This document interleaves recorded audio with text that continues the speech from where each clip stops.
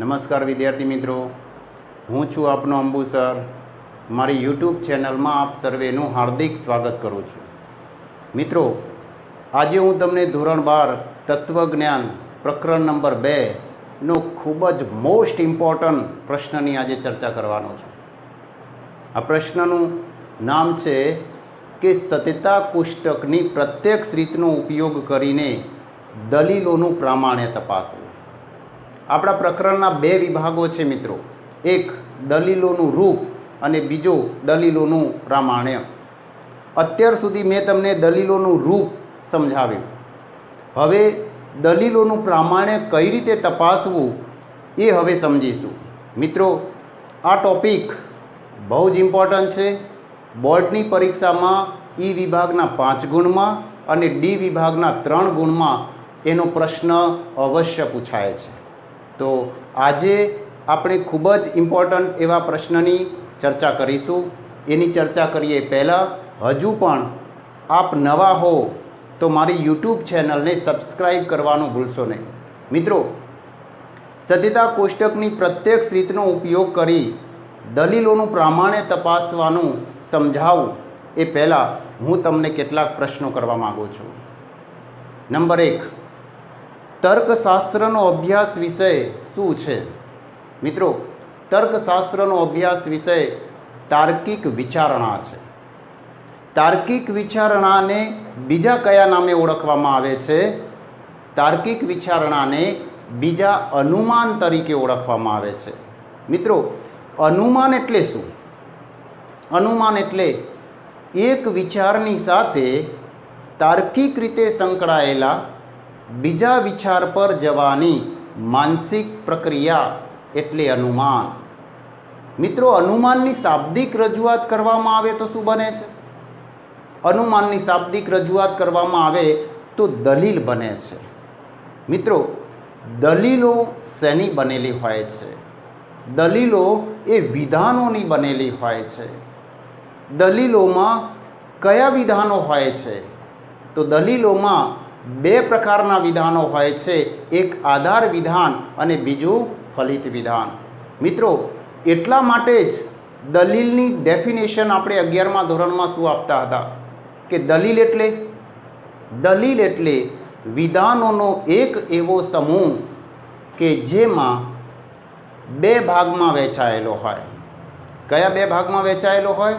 Number 1 આધાર વિધાન કે આધાર વિધાનો અને નંબર 2 ફલિત વિધાન. તો મિત્રો, દલીલની અંદર મુખ્ય 2 અંગો છે, આધાર વિધાન અને ફલિત વિધાન. પણ અહીંયા પ્રશ્ન એ છે કે દલીલોનું મૂલ્યાંકન કઈ ભાષામાં થાય? દલીલોનું મૂલ્યાંકન પ્રામાણ્ય કે અપ્રામાણ્યની પરિભાષામાં થાય છે. મિત્રો, દલીલને ક્યારેય સત્ય કે અસત્ય કહી શકતા નથી. દલીલ ક્યારેય સત્ય કે અસત્ય હોઈ શકતી નથી. તો દલીલ શું હોય છે? પ્રામાણ્યની કે અપ્રામાણ્યની પરિભાષા કઈ છે? તો મિત્રો, કાં તો દલીલ પ્રમાણભૂત હોય છે, કાં તો દલીલ અપ્રમાણભૂત હોય છે. જો દલીલ પ્રમાણભૂત ન હોય તો દલીલ અપ્રમાણભૂત હોય છે, અને જો દલીલ અપ્રમાણભૂત ન હોય તો એ દલીલ પ્રમાણભૂત હોય છે. કોઈ દલીલ પ્રમાણભૂત કે અપ્રમાણભૂત બંને હોઈ શકતી નથી. મિત્રો, આ વાત બરાબર યાદ રાખજો કે દલીલનું મૂલ્યાંકન પ્રામાણ્યની પરિભાષામાં કરવું પડે છે. એટલે કે દલીલ કાં તો પ્રમાણભૂત છે એમ કહેવું પડે છે, અથવા દલીલ અપ્રમાણભૂત છે એમ કહેવું પડે છે. તો મિત્રો, આપણે દલીલોનું પ્રામાણ્ય એટલે કે દલીલ પ્રમાણભૂત છે કે અપ્રમાણભૂત એ નક્કી કરવું પડશે. દલીલનું પ્રામાણ્ય નક્કી કરવા માટે સત્યતા કોષ્ટકની પ્રત્યક્ષ રીતને સમજવી પડશે. અને એટલે જ અહીંયા મોસ્ટ ઇમ્પોર્ટન્ટ પ્રશ્ન આજે આપણે અહીંયા સમજી રહ્યા છીએ કે જે 5 ગુણ અને 3 ગુણ બંનેમાં પૂછાય છે. તો સત્યતા કોષ્ટકની પ્રત્યક્ષ રીત દ્વારા દલીલનું પ્રામાણ્ય સમજીએ પહેલાં મેં તમને કહ્યું કે દલીલ ક્યારે પ્રમાણભૂત બને અને દલીલ ક્યારે અપ્રમાણભૂત બને. એટલે કે પ્રમાણભૂત દલીલ એટલે શું અને અપ્રમાણભૂત દલીલ એટલે શું એની મૂળભૂત લાક્ષણિકતા આપણને ખબર હોવી જોઈએ. તો મિત્રો અહીંયા આપણે શરૂઆત કરીશું પ્રમાણભૂત દલીલની લાક્ષણિકતાથી. તો પ્રમાણભૂત દલીલની લાક્ષણિકતા એ એક ગુણ માટે ખૂબ જ ઇમ્પોર્ટન્ટ પ્રશ્ન કહી શકાય. તો પ્રમાણભૂત દલીલ કોને કહેવાય? દલીલ ક્યારે પ્રમાણભૂત બને? પ્રમાણભૂત દલીલ એટલે શું? પ્રમાણભૂત દલીલની મૂળભૂત લાક્ષણિકતા કઈ છે? આ બધા જ પ્રશ્નોનો એક જ જવાબ છે કે જે દલીલના આધાર વિધાન સત્ય હોય તો તેનું ફલિત વિધાન પણ સત્ય હોય છે. તે દલીલ પ્રમાણભૂત હોય છે. ફરીથી કહું છું મિત્રો, ટૂંકમાં આધાર વિધાન સત્ય અને ફલિત વિધાન પણ સત્ય તો એ દલીલ પ્રમાણભૂત. નંબર 2, બીજી વાત, અપ્રમાણભૂત દલીલની મૂળભૂત લાક્ષણિકતા જોઈએ. એટલે કે દલીલ અપ્રમાણભૂત ક્યારે બને? અપ્રમાણભૂત દલીલ એટલે શું? અપ્રમાણભૂત દલીલ કોને કહેવાય? કે પછી અપ્રમાણભૂત દલીલની મૂળભૂત લાક્ષણિકતા કઈ છે? આ બધા જ પ્રશ્નોનો આપણે એક જ જવાબ આપીશું કે જે દલીલના આધાર વિધાનો સત્ય હોવા છતાં તેનું ફલિત વિધાન અસત્ય હોય છે તે દલીલ અપ્રમાણભૂત હોય છે. મિત્રો ટૂંકમાં શું યાદ રાખો? ટૂંકમાં એટલું જ કહો કે આધાર વિધાન સત્ય અને ફલિત વિધાન અસત્ય તો એ દલીલ અપ્રમાણભૂત. આપણે દલીલના પ્રામાણ્ય કે અપ્રામાણ્યની લાક્ષણિકતા જોઈએ. આ વાત બરાબર યાદ રહેવી જોઈએ મિત્રો. ફરીથી કહું છું કે પ્રમાણભૂત દલીલ કોને કહેવાય? આધાર વિધાન સત્ય, ફલિત વિધાન સત્ય તો દલીલ પ્રમાણભૂત. અપ્રમાણભૂત દલીલ કોને કહેવાય? આધાર વિધાન સત્ય અને ફલિત વિધાન અસત્ય હોય તો દલીલ અપ્રમાણભૂત કહેવાય છે. મિત્રો આ મૂળભૂત લાક્ષણિકતાઓ સમજ્યા પછી આપણે સત્યતા કોષ્ટકની પ્રત્યક્ષ રીત કોને કહેવાય? સત્યતા કોષ્ટકની પ્રત્યક્ષ રીત એટલે શું એને આપણે સમજીએ. કારણ કે આપણે એનો ઉપયોગ કરી અને દલીલ ક્યારે પ્રમાણભૂત બને છે અને ક્યારે અપ્રમાણભૂત બને છે એ નક્કી કરવાનું છે. તો મિત્રો સત્યતા કોષ્ટકની પ્રત્યક્ષ રીત કોને કહીશું? સત્યતા કોષ્ટકની પ્રત્યક્ષ રીત સમજીએ પહેલાં હું તમને બીજી પણ એક વાત કરવા માગું છું કે કોઈ પણ સંયુક્ત વિધાનનો સત્યતા કોષ્ટકમાં આવતી જે જુદી જુદી હરોળો છે ને એ હરોળો એ સત્યતા મૂલ્યના નિયમોનો ચિતાર આપતી હોય છે.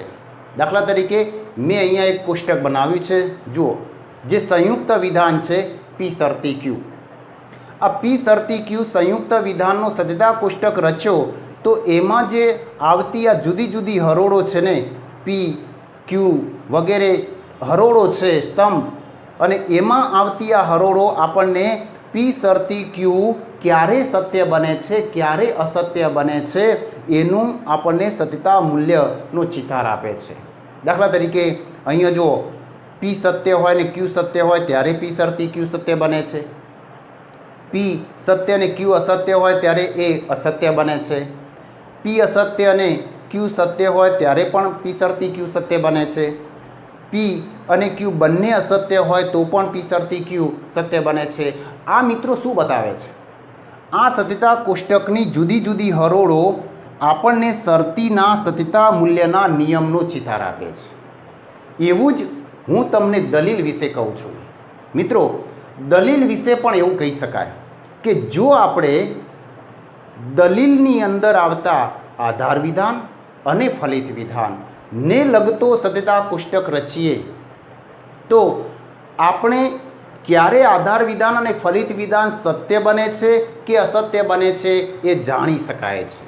મિત્રો આ વાત બરાબર યાદ રાખો. ફરીથી કહું છું કે જો આપણે દલીલની અંદર આવતા આધાર વિધાન અને ફલિત વિધાન ને લગતો સત્યતા કોષ્ટક રચીએ તો આધાર વિધાન અને ફલિત વિધાન ક્યારે સત્ય બને છે ક્યારે અસત્ય બને છે એ તરત જ જાણી શકાય છે.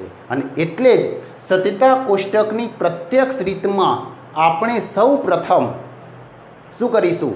आधार विधान अने फलित विधान ने लगतो सत्यता कोष्टक रचीशुं। आ बात बरोबर याद राखो कि आधार विधान अने फलित विधान ने लगतो सत्यता कोष्टक रचवानो छे।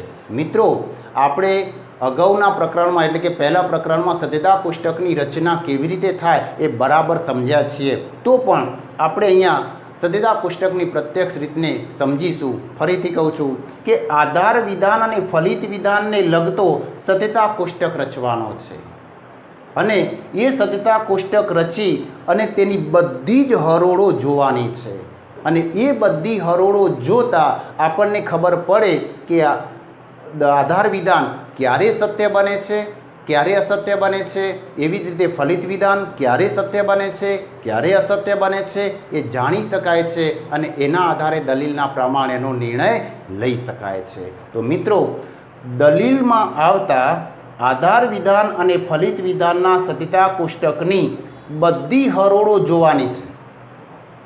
2 होय तो 2, 4 होय तो 4, 8 होय तो 8, 16 होय तो 16।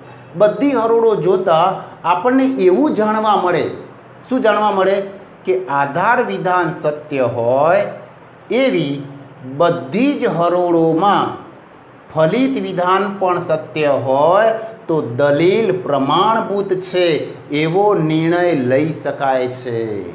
आ एक बात बराबर याद राखो। जुओ, आ ज वातने हूँ अहींया कोष्टकनी रीते समजावुं। प्रमाणभूत दलील क्यारे बने? सत्यता कोष्टकनी प्रत्यक्ष रीतनो उपयोग करीने दलील प्रमाणभूत क्यारे बने छे, प्रमाणभूत छे एवो निर्णय क्यारे लई शकाय छे एने अहींया समजीए। जुओ, मैं आधार विधान अने फलित विधान ने लगतो अहींया एक मॉडल तरीके सत्यता कोष्टक बनाव्युं छे, सत्यता कोष्टकनी रीते रजू कर्युं छे। तो जुओ, आधार विधान अने फलित विधाननो एक अलग स्तंभ बनाव्यो छे अने एमां कुल 4 हरोळो अहींया रजू करी छे। आ 4 हरोळोमां आपणे क्यारे आधार विधान अने फलित विधान सत्य बने छे के असत्य बने छे अने एना आधारे दलील क्यारे प्रमाणभूत बने छे एनो निर्णय करवो होय तो कई रीते करी शकाय। तो जुओ मित्रों, आधार विधाननी बधी हरोळो जुओ, फरीथी याद राखजो बराबर। आधार विधाननी बधी हरोळो जुओ। मैं तमने शुं कह्युं? 2 होय तो 2, 4 होय तो 4, 8 होय तो 8, 16 होय तो 16। बधी हरोळो जुओ। आधार विधान कई हरोळमां सत्य बने छे ए जुओ। तो अहींया आधार विधाननी बधी हरोळो जोई। आधार विधान पहली अने चौथी हरोळमां सत्य बन्युं। हवे ए ज हरोळ एटले के फलित विधान शुं बने छे एने जुओ। दाखला तरीके आधार विधान पहली हरोळमां सत्य होय तो ए ज पहली हरोळमां फलित विधान सत्य बने छे। हाँ, सत्य बने छे। एवी ज रीते चौथी हरोळमां पण आधार विधान सत्य छे तो ए ज हरोळमां फलित विधान सत्य बने छे के असत्य बने छे? सत्य बने छे। जुओ, आधार विधान सत्य ए ज एवी बधी ज हरोळमां फलित विधान पण अहींया सत्य बने छे।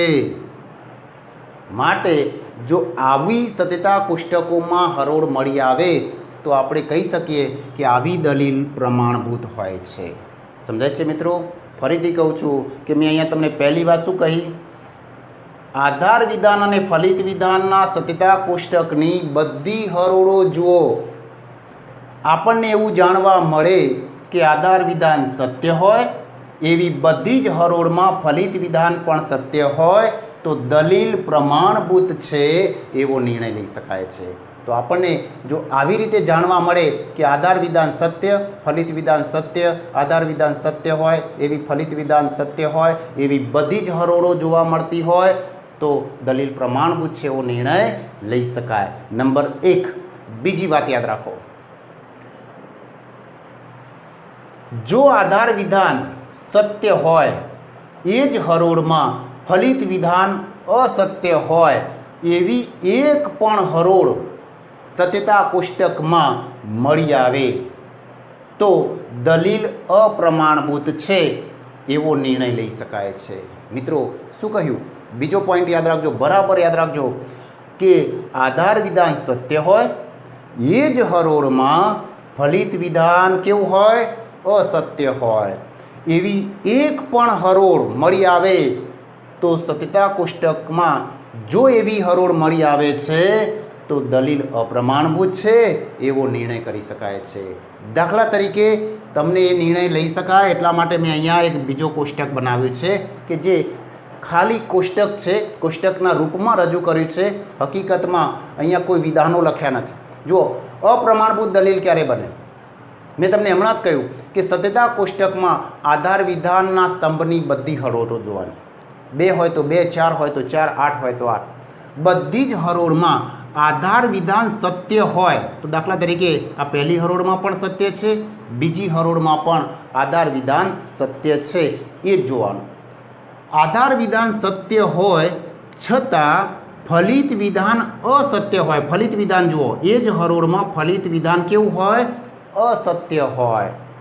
તો સમજો કે આવી એક પણ હરોળ મળી આવે તો દલીલ અપ્રમાણભૂત છે એવો નિર્ણય કરી શકાય છે. મિત્રો, ફરીથી કહું છું કે આધાર વિધાન સત્ય હોય અને ફલિત વિધાન એ જ હરોળમાં ફલિત વિધાન અસત્ય હોય એવી સત્યતા કોષ્ટકમાં એક પણ હરોળ મળી આવે છે તો આપેલી દલીલ અપ્રમાણભૂત છે એવો નિર્ણય કરી શકાય છે. તો મિત્રો, અહીંયા દલીલના પ્રામાણ્યનો કે અપ્રામાણ્યનો નિર્ણય લેવાની જે આ રીત છે એને આપણે સત્યતા કોષ્ટકની પ્રત્યક્ષ રીત તરીકે અહીંયા ઓળખવામાં આવે છે. તો સમજાયું કે સત્યતા કોષ્ટકની પ્રત્યક્ષ રીત કોને કહેવાય? સત્યતા કોષ્ટકની પ્રત્યક્ષ રીત એટલે શું? અહીંયા મિત્રો, બોર્ડની પરીક્ષામાં એવો પ્રશ્ન ક્યારેય નહીં પૂછાય કે સત્યતા કોષ્ટકની પ્રત્યક્ષ રીત એટલે શું. કેમ? કારણ કે 2 ગુણમાં આ પ્રકરણમાં કોઈ પ્રશ્ન બોર્ડ પરીક્ષામાં પૂછાવાનો નથી. પણ આપણે અહીંયા સમજવું જરૂરી છે કે સત્યતા કોષ્ટકની પ્રત્યક્ષ રીત એટલે શું. 3 બાબતો યાદ રાખીશું. કઈ 3 બાબતો યાદ રાખીશું? જુઓ, નંબર 1, સત્યતા આધાર વિધાન અને ફલિત વિધાનના સત્યતા કોષ્ટકની બધી હરોળો જુઓ. શું જોવાનું? આધાર વિધાન સત્ય હોય એવી બધી જ હરોળમાં ફલિત વિધાન પણ કેવું હોય? સત્ય હોય. તો દલીલ પ્રમાણભૂત છે. નંબર 2, બીજું, આધાર વિધાન સત્ય હોય એ જ હરોળમાં ફલિત વિધાન કેવું હોય? અસત્ય હોય. એવી એક પણ હરોળ સત્યતા કોષ્ટકમાં મળી આવે તો દલીલ અપ્રમાણભૂત છે એવું કહી શકાય. તો દલીલના પ્રામાણ્યનો આવી રીતે નિર્ણય લેવાની જે આ રીત છે ને એને જ આપણે સત્યતા કોષ્ટકની પ્રત્યક્ષ રીત તરીકે ઓળખવામાં આવે છે. તો મિત્રો, આજે આપણે આ સત્યતા કોષ્ટકની પ્રત્યક્ષ રીતનો ઉપયોગ કરી અને દલીલ ક્યારે પ્રમાણભૂત બને છે અને દલીલ ક્યારે અપ્રમાણભૂત બને છે એનો નિર્ણય કરવાનો છે.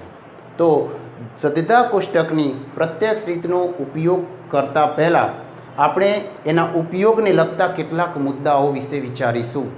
કઈ રીતે એનો ઉપયોગ કરવાનો? તો એના ઉપયોગને લગતા મેં અહીંયા મહત્ત્વના કેટલાક મુદ્દાઓ લખ્યા છે.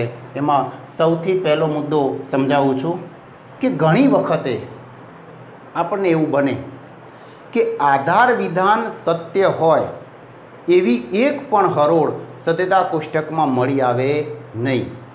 તો પછી દલીલ પ્રમાણભૂત છે કે અપ્રમાણભૂત એનો નિર્ણય કઈ રીતે કરવો?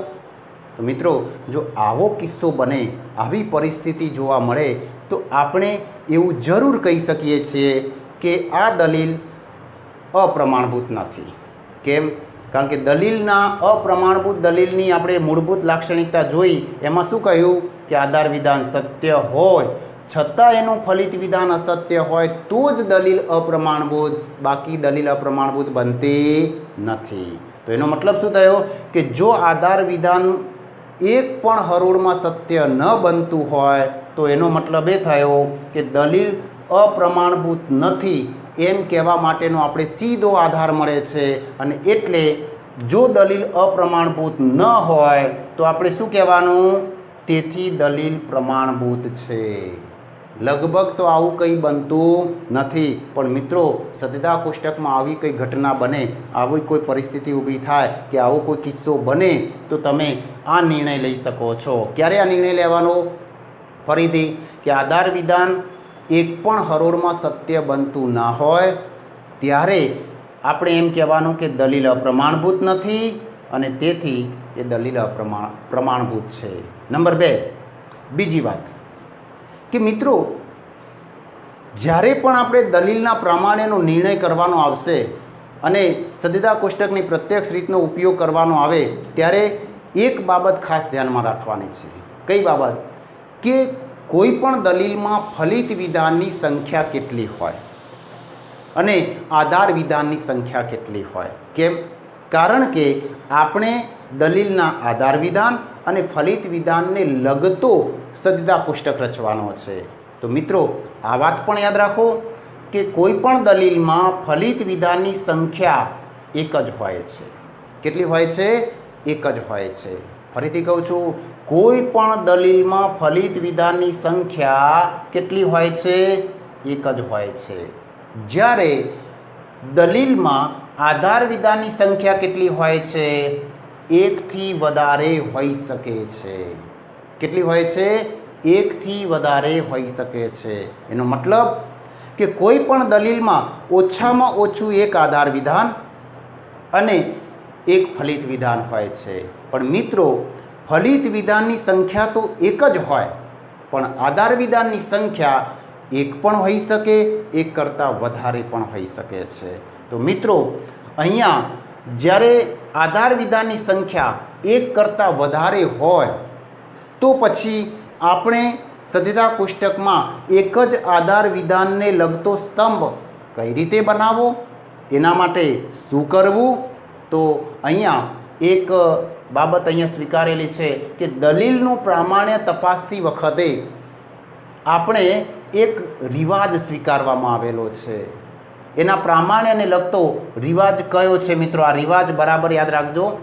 ફરીથી કહું છું કે જે દલીલમાં આધાર વિધાનની સંખ્યા એક કરતાં વધારે હોય, એટલે કે 2 હોય, 3 હોય, 4 હોય, ગમે તેટલા હોય, તો શું કરવું કે જે દલીલમાં આધાર વિધાનની સંખ્યા એક કરતાં વધારે હોય તો તેમાં આધાર વિધાનોના એક સમુચ્ચયમાંથી ફલિત વિધાન નિષ્પન્ન થાય છે એવું કહેવામાં આવેલું હોય છે.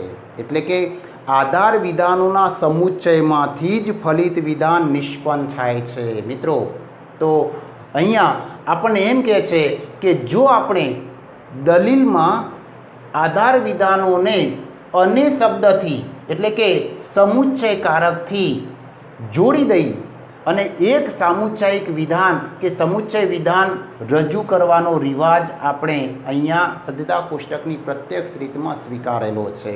તો એથી આવી દલીલોને એક જ આધાર વિધાનવાળી દલીલ બનાવી શકાય. તો મિત્રો જો દલીલમાં આધાર વિધાનની સંખ્યા એક કરતાં વધારે હોય તો આપણે એક જ આધાર વિધાનવાળી દલીલ બનાવવી હોય તો શું કરવાનું? ટૂંકમાં યાદ રાખો. શું કરવાનું? જેટલા આધાર વિધાનો હોય 2 તો બંનેને, 3 તો ત્રણેયને સમુચ્ચય કારકથી જોડી દેવાના. શું કરવાનું? સમુચ્ચય કારકથી જોડી દેવાના. તો અહીંયા એક આધાર વિધાન બની શકે છે. કઈ રીતે સમુચ્ચય કારકથી જોડી દેવાના મિત્રો? તો જુઓ, મેં અહીંયા કેટલીક દલીલો લખી છે. જો આ એ શરતી બી, એ તેથી બી, આ દલીલ કહેવાશે. અહીંયા પી શરતી ક્યુ, નિષેધ ક્યુ, માટે પી દલીલ કહેવાય છે. અહીંયા એમ વિકલ્પન એન, નિષેધ એમ, માટે નિષેધ એન દલીલ છે. એવું જ નિષેધ બી શરતી એ, માટે નિષેધ એ શરતી બી દલીલ છે. મિત્રો અહીંયા મેં જે દલીલો લખી છે ને એ દલીલોમાં ફલિત વિધાન, દાખલા તરીકે આ તેથીની સંજ્ઞા પછી જે છે વિધાન, તેથી પછી જે વિધાન આવે છે એ બી ફલિત વિધાન જ હોય. આ તેથીની સંજ્ઞા પછી જે વિધાન આવે એ પી ફલિત વિધાન છે. અહીંયા નિષેધ એન ફલિત વિધાન છે. અહીંયા નિષેધ એ શરતી બી ફલિત વિધાન છે. ફલિત વિધાનની સંખ્યા તો એક જ હોય છે મિત્રો.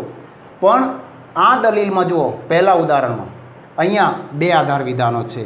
એક એ શરતી બી અને બીજું એ, 2 આધાર વિધાનોવાળી છે. અહીંયા બી ફલિત વિધાન છે. તો જ્યારે આવી દલીલ હોય ત્યારે આપણે એક આધાર વિધાનવાળી દલીલ બનાવવી પડશે. એટલે કે આધાર વિધાનને સમુચ્ચયથી જોડવું પડશે અને કારકથી, સમુચ્ચય કારકથી જોડવું પડશે. જો આપણે અહીંયા બધી જ દલીલોના ઉદાહરણોને જોઈ લઈએ. માની લો કે આ પહેલું ઉદાહરણને સમુચ્ચયથી જોડવું હોય તો એક આધાર વિધાન બનાવવું હોય તો કઈ રીતે બનાવીશું? આ પ્રથમ આધાર વિધાન.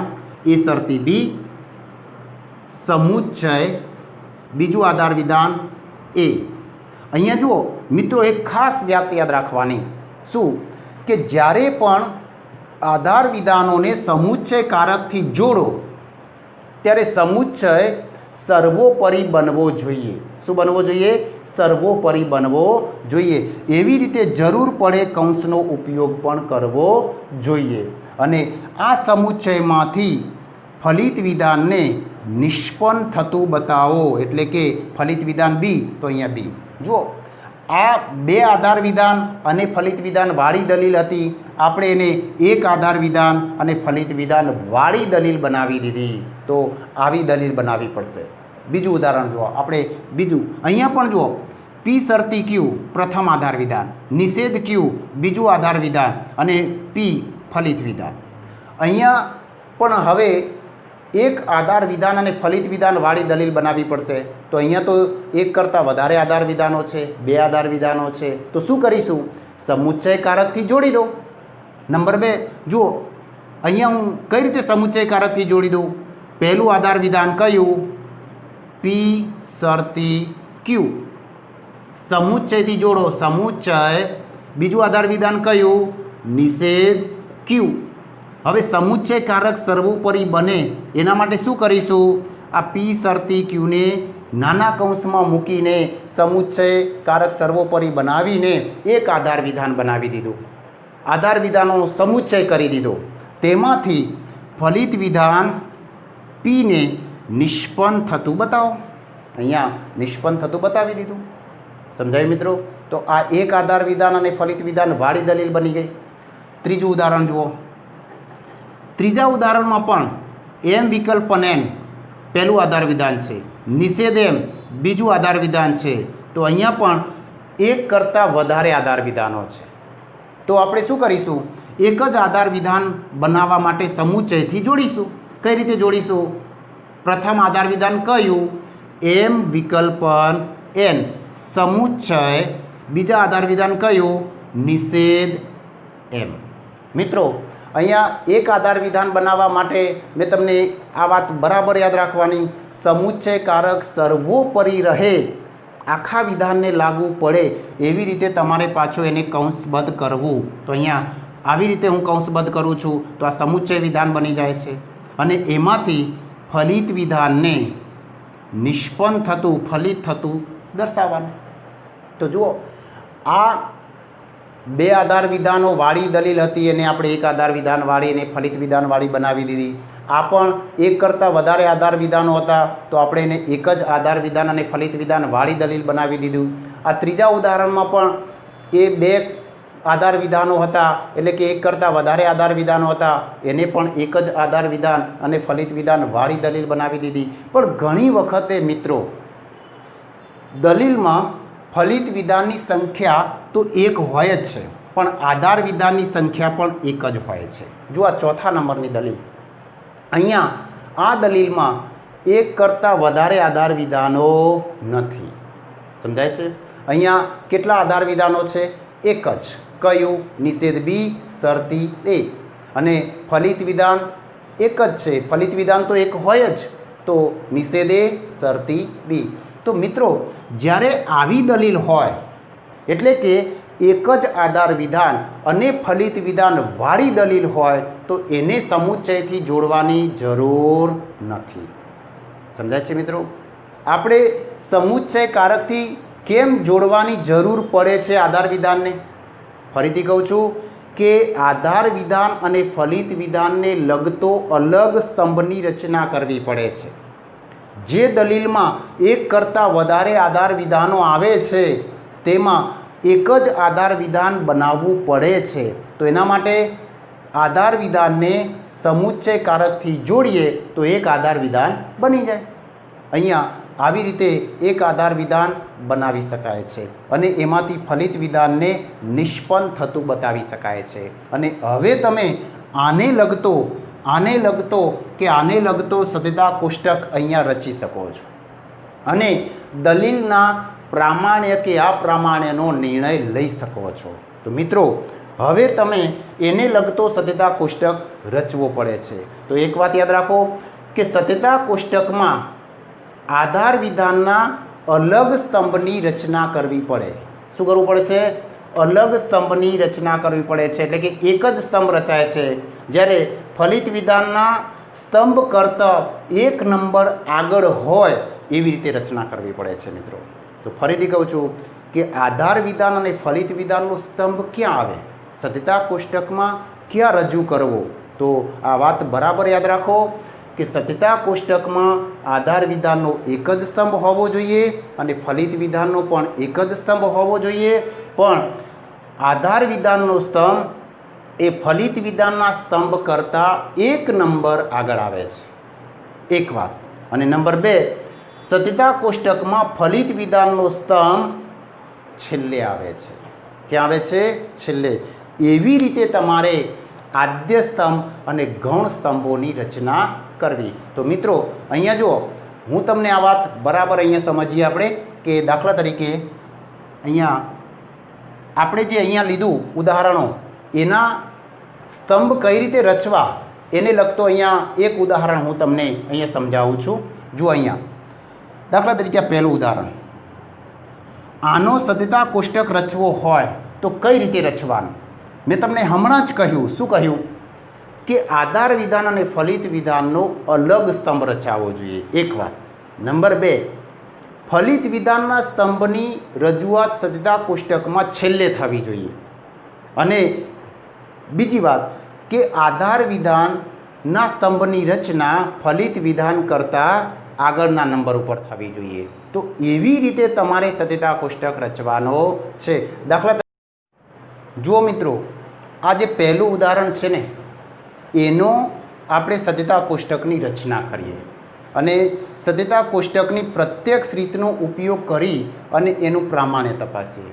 કઈ રીતે પ્રામાણ્ય નક્કી કરીશું અને કઈ રીતે સત્યતા કોષ્ટકની રચના કરીશું એ અહીંયા આપણે સમજીશું. જુઓ અહીંયા આ દલીલ હતી, એને આપણે એક જ આધાર વિધાન અને ફલિત વિધાન એટલે કે આધાર વિધાનને સમુચ્ચય રૂપે જોડીને એક આધાર વિધાન અને ફલિત વિધાન વાળી બનાવી દીધી. હવે આનો તમે સત્યતા કોષ્ટક રચો તો કઈ રીતે રચવાનું? મેં તમને અગાઉ કહ્યું એમ આધાર વિધાન અને ફલિત વિધાનના અલગ સ્તંભની રચના થવી જોઈએ. ફલિત વિધાનનો સ્તંભ છેલ્લે આવવો જોઈએ અને આધાર વિધાનનો સ્તંભ એના એક નંબર આગળ આવવો જોઈએ.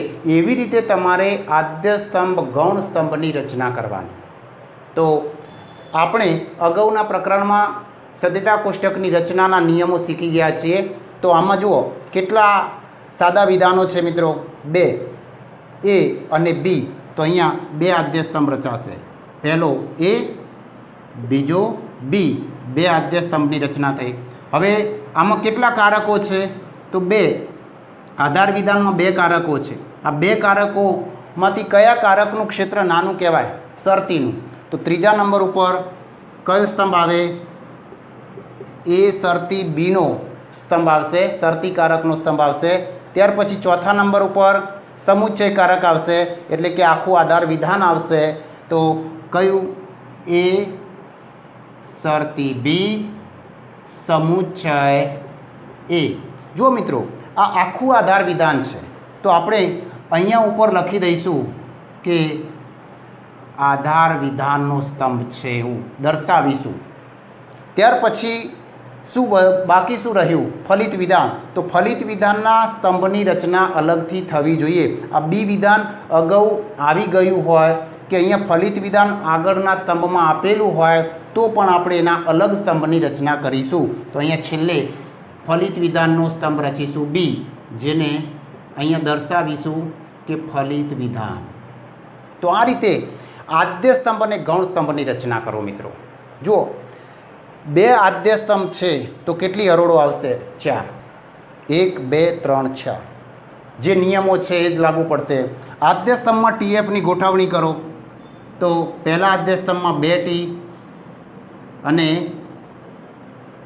2F. બીજા નંબરના આદ્ય સ્તંભમાં TF TF. નંબર 3 ત્રીજા નંબરના સ્તંભમાં શરતી વિધાન છે. શરતીનો પૂર્વાંક 1 નંબર ઉપર આપેલો છે A, શરતીનો ઉત્તરાંક B 2 નંબર ઉપર આપેલો છે 1 અને 2 નંબરના સ્તંભનો ઉપયોગ કરી શરતીના સત્યતા મૂલ્યના નિયમનો ઉપયોગ કરીને ટીએફની ગોઠવણી કરો. શરતીના નિયમ પ્રમાણે ટીએફ હોય તો એફ, નહીં તો ટી. તો આ મુજબ ટીએફ ગોઠવાશે. પૂર્વાંક સત્ય, ઉત્તરાંગ અસત્ય તો શરતી અસત્ય, નહીં તો સત્ય. નંબર 4, ચોથા નંબર ઉપર આધાર વિધાન છે. કયું? સમુચ્ચય આધાર વિધાન. સમુચ્ચયનો પહેલો સમુચ્ચિત એ શરતી બી 3 નંબર ઉપર આપેલો છે, તો 3 નંબરનો ઉપયોગ કરીશું. સમુચ્ચયનો બીજો સમુચ્ચય છેદ એ 1 નંબર ઉપર આપેલો છે, તો 1 નંબરનો ઉપયોગ કરીશું અને સમુચ્ચયના નિયમનો ઉપયોગ કરીને ટીએફની ગોઠવણી કરીશું. અહીંયા જુઓ, 1, 3 અને 1 નો ઉપયોગ કરીને સમુચ્ચયના નિયમ પ્રમાણે ટીએફ ગોઠવો. સમુચ્ચયનો નિયમ મિત્રો શું કહે છે? ટીટી હોય તો ટી મૂકો, નહીં તો એફ મૂકો. અહીંયા કઈ હરોળમાં ટીટી જોવા મળે છે? જુઓ, પહેલી હરોળમાં ટીટી છે તો આપણે પહેલાં નિયમનું પાલન બતાવી દઈએ, ટીટી. બીજી કોઈ હરોળમાં આપણને ટીટી જોવા મળતો નથી, તો બાકીના બધા શું જોવા મળશે? એફ. તો બાકીના બધા અહીંયા એફ છે. સમજાયું? ત્યાર પછી છેલ્લે ફલિત વિધાનમાં ટીએફની ગોઠવણી કરો. હવે તમે કહેશો ફલિત વિધાનમાં તો એકલું બી જ છે, કોઈ તાર્કિક કારક આવતું નથી. જો મિત્રો તાર્કિક કારક આવતું ન હોય તો આપણે આ બી સાદું વિધાન હોય તો એ આદ્ય સ્તંભમાં તો આપેલું જ હોય. આદ્ય સ્તંભમાં કયા નંબર ઉપર આપેલું છે? બીજા નંબર ઉપર. તો આપણે અહીંયા ફલિત વિધાનમાં ટીએફની ગોઠવણી અહીંયા આદ્ય સ્તંભમાં જે સ્તંભમાં આપેલું હોય એ મુજબ જ કરીશું. તો અહીંયા 2 નંબર પ્રમાણે ટીએફની ગોઠવણી કરો, અથવા તો 2 પ્રમાણે કે મુજબ ટીએફની ગોઠવણી કરો, જે અહીંયા નીચે દર્શાવીશું. તો અહીંયા બીનું સત્યતા મૂલ્ય શું છે? પહેલી હરોળમાં ટી, બીજી એમાં એફ, ત્રીજીમાં ટી, ચોથીમાં એફ. તો એ મુજબ અહીંયા પણ કરી દઈએ કે ટીએફ, ટીએફ. તો આ સત્યતા કોષ્ટકની રચના મિત્રો અહીંયા થઈ ગઈ. જુઓ, અહીંયા આપણે આ દલીલનો સત્યતા કોષ્ટક રચ્યો, એને સમુચ્ચય રૂપે જોડ્યો અને પછી આપણે એનો સત્યતા કોષ્ટક રચ્યો. હવે તમારે નિર્ણય લેવો પડશે કે આનું પ્રામાણ્ય નક્કી કરવું પડશે કે અહીંયા શું પ્રામાણ્ય આવશે આનું, કે આ દલીલ પ્રમાણભૂત છે કે અપ્રમાણભૂત. તો મેં તમને અગાઉ કહ્યું હતું કે દલીલ પ્રમાણભૂત છે કે અપ્રમાણભૂત. શું જોવાનું? ફરીથી કહું છું, બરાબર ધ્યાન આપજો કે આપેલી દલીલના આધાર વિધાનો કે આધાર વિધાન સત્યતા કોષ્ટકમાં જ્યાં રજૂ થયેલો હોય એની બધી હરોળો જોવાની. જુઓ, અહીંયા આધાર વિધાન કયા નંબર ઉપર રજૂ થયેલું છે? 4 નંબર ઉપર. તો 4 નંબરના સ્તંભની બધી હરોળો જુઓ. 2 હોય તો 2, 4 હોય તો 4, 8 હોય તો 8. આ બધી હરોળો જોવાની. આધાર વિધાન કઈ હરોળમાં સત્ય બને છે? પહેલી. બાકીની કોઈ હરોળમાં સત્ય બનતું નથી. તો આધાર વિધાન જે હરોળમાં સત્ય બનતું હોય એ જ હરોળમાં ફલિત વિધાન જોવાનું. ફલિત વિધાન અહીંયા શું બને છે? સત્ય. તો અહીંયા એક વાત યાદ રાખો કે આધાર વિધાન સત્ય હોય એ જ હરોળમાં ફલિત વિધાન પણ સત્ય હોય તો સમજો કે આ દલીલ પ્રમાણભૂત છે. ફરીથી કહું છું, આધાર વિધાન સત્ય હોય અને ફલિત વિધાન અસત્ય હોય એવી એક પણ હરોળ જો સત્યતા કોષ્ટકમાં મળી આવે છે તો દલીલ અપ્રમાણભૂત બને છે. પણ આપણને આધાર વિધાન સત્ય અને ફલિત વિધાન અસત્ય હોય એવી કોઈ હરોળ મળતી નથી. માટે આ દલીલ આ પહેલી હરોળ મુજબ અહીંયા પ્રમાણભૂત છે. તો અહીંયા આપણે પ્રમાણે લખવું પડે કે આ દલીલ પ્રમાણભૂત છે.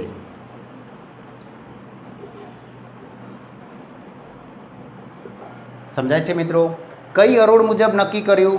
પહેલી હરોળ મુજબ આપણે આ નિર્ણય લીધો. અહીંયા આ નિર્ણય લખવો જરૂરી કે આ દલીલ પ્રમાણભૂત છે કે અપ્રમાણભૂત છે એનો નિર્ણય કરતાં આપણને આવડવું જોઈએ. મિત્રો, આપણે એક ઉદાહરણને તો સમજ્યા કે આ દલીલ પ્રમાણભૂત બને છે, પણ હવે આપણે બીજું ઉદાહરણ સમજીએ. જુઓ કે જે અપ્રમાણભૂત બનતી હોય એવી દલીલનું ઉદાહરણ સમજીએ. તો આ ત્રીજા નંબરનું ઉદાહરણ લઈએ. જુઓ, આ પણ દલીલ છે.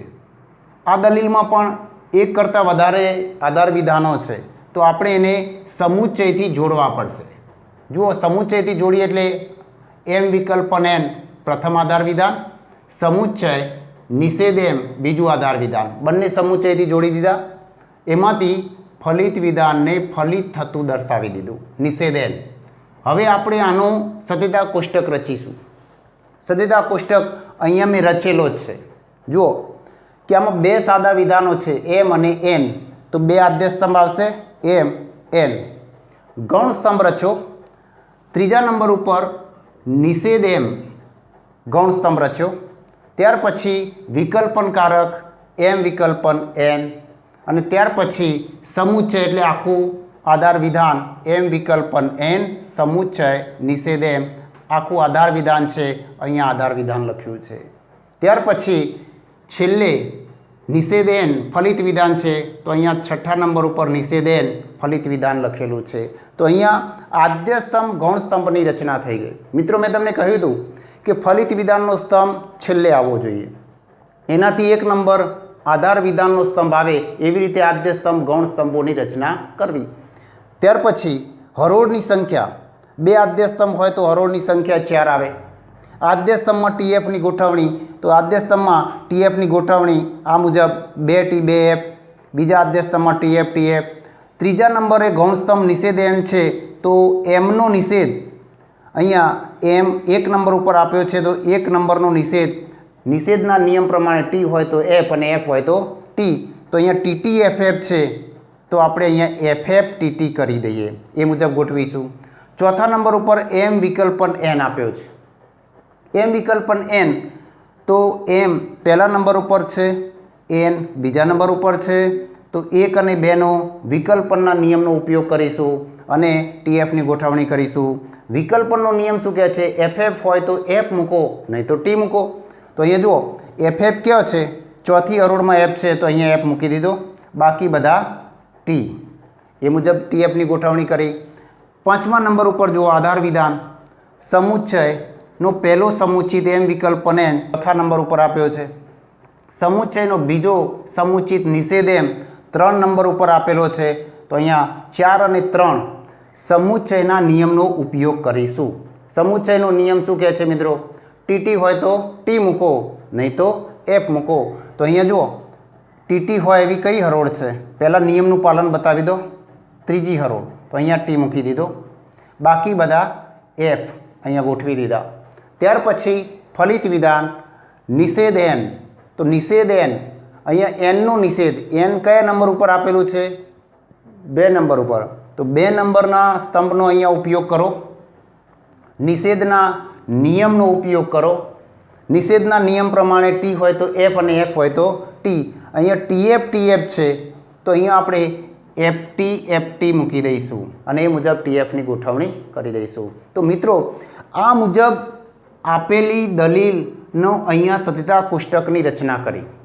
સદિતા કોષ્ટકની પ્રત્યક્ષ રીતનો ઉપયોગ કરીને આપણે આ સદિતા કોષ્ટકની રચના તો કરી, પણ હવે આ દલીલ પ્રમાણભૂત છે કે અપ્રમાણભૂત એનો નિર્ણય કરવો પડશે. તો મેં તમને શું કહ્યું હતું કે દલીલના પ્રામાણ્યનો નિર્ણય એ જ સૌથી મહત્ત્વનો પોઈન્ટ છે.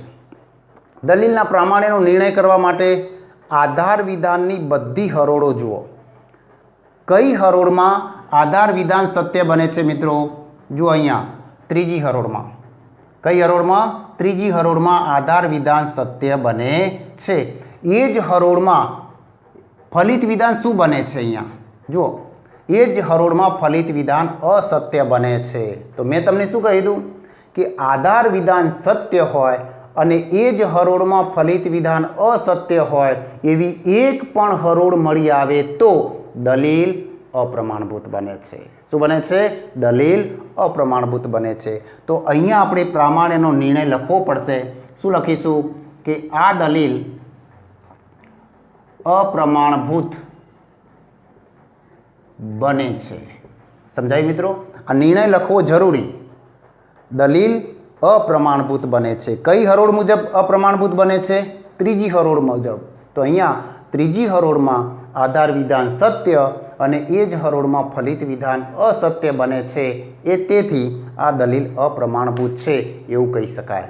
તો મિત્રો આ મુજબ સદિતા કોષ્ટકની પ્રત્યક્ષ રીતનો ઉપયોગ કરીને આપણે દલીલોનું પ્રામાણ્ય તપાસી શકીએ છીએ. તો તમને બોર્ડની પરીક્ષામાં પણ જ્યારે આ પ્રશ્ન પૂછાય ત્યારે તમે આ મુજબ એને સમજાવી શકો છો, જવાબ આપી શકો છો. હવે આનો વધારે મહાવરો કરવા માટે હું તમને સ્વાધ્યાય 2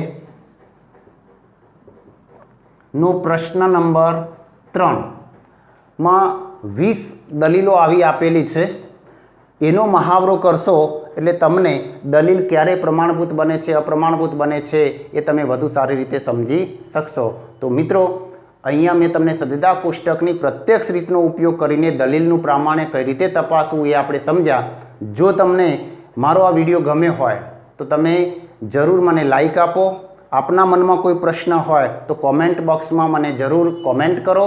અને હજુ પણ હું તમને કહું છું કે હજુ પણ હું તમને આગળ નવા વિડીયો આપતો રહીશ, અને હજુ પણ આમાં તમને વાસ્તવિક દલીલોની પ્રાતિક રજૂઆત કરીને દલીલનું પ્રામાણ્ય તપાસવા માટે પણ આપણે આના પછીનો નેક્સ્ટ વિડીયો જોઈશું. ત્યાં સુધી હું રજા લઉં છું. ધન્યવાદ. Thank you.